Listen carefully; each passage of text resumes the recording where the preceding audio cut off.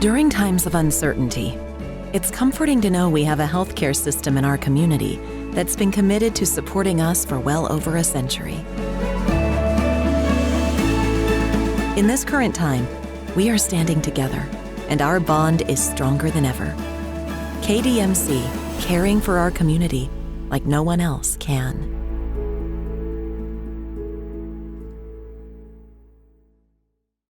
Yeah, it is a tough one to handle. In Tiger Stadium, playing LSU, defending national champs, had them on the ropes, obviously, and had them not just on the ropes, ahead and with the ball, went ahead. So, make 2 first downs. They'd wasted all their timeouts, make 2 first downs and win the game. And so it's really tough to deal with just because things were aligned so well. We discussed it all week. We haven't played for 3 weeks, and I think you saw that early on. We looked really rusty, especially after the first series on offense. And it's just frustrating these games because, going, all right, hey, we're going to win 4 straight in 5-4 and beat LSU and, great start to, this turnaround. And we don't finish it. We turn the ball over 6 times, so usually if you turn the ball over 6 and you're -5, you're not even in a discussion about being it, let alone being ahead in the fourth quarter. So, without Kenny and Elijah, our 2 most productive players, I think that, you saw that. I think, in the passing game, I would have expected, us to have better numbers. That was their weakness. They really struggled on defense in the back end. And so really a shame because we had them, and you're not going to get many opportunities like that. You're certainly not going to get opportunities where, opt-outs, COVID, and almost empty stadium in LSU. That ain't going to happen again. So just really frustrated. And so we're not really big on guys played hard and we played 94 snaps of defense and all that stuff. Don't matter. We've been here too long now for that. We need to win games, and we didn't do that. I'll start with Nick. Lane, you talked about finishing. You've talked about it a lot this season. Is that something that can be taught to players, or do you think that's just kind of something innate? I don't know. We talk about it, obviously, but you just got to make the plays. We get manage situations better, too. We wasted 2 timeouts in the first half on defense. We wasted 1 at the end there on offense, and, like to pride ourselves that we don't do that, and we did. They were out of timeouts, in the fourth quarter. So, had we not wasted that 1 timeout also, even after all the bad stuff that happened in the last turnover by Matt, we still would have had 1 extra one to stop them. They would have had to punt the ball back to us. So just really frustrated, especially because we did come all the way back, down 16. We go on a 28-6 run, which was awesome. The energy, the sidelines, it was all great. It was all aligned to, be a great story and a great ending to the regular season. And, especially I thought it would have meant a lot to do that without Kenny, and especially without Elijah, just to show guys stepping up. But we didn't finish it. That drive with about 5.5 to go, kind of reminiscent of the Auburn game, just kind of what went through the coaching staff. What were you guys trying to do with that last drive there?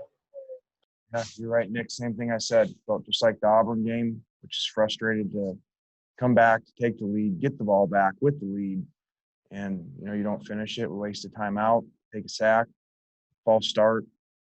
So just not really good-looking football, which was very frustrating from the head coach. Parrish Alford. Lane, you mentioned rust. Is that what you thought was going on with Matt and the interceptions in the first half? Yeah, I'm not making excuses, but I did feel like that, which I was nervous about, that we hadn't played for so long. Kind of like I think when we played Vanderbilt, they were in the same situation. I felt like that with them, missed tackles, timing, and also, not make excuses, Elijah not being there, and guys playing new spots. Mingo had to play inside, which, he really hadn't done. So I think Matt will be the first one to tell you he didn't play very well. Competed really hard. He probably was, an example of what our team was. We didn't execute really well. didn't do the right things at times, but, played really hard, competed really hard, tried to win, but, didn't do the other things right. The running game looked like you had more success with it in the second half. What did you see there? Well, we'd said, we got to wear these guys down and get the play count up. They were thin, I think it had said 48 or something scholarship players is all they had. And so sometimes it happens, with tempo. It takes a while to get going, and we did do that and did start to run the ball really well in the second half. Matt, 158 yards rushing himself. So, and they were, trying to stop the pass game, obviously, with lighter boxes, and you got to run when they do that. What has Henry Parrish done to kind of elevate himself and get more opportunities down the stretch?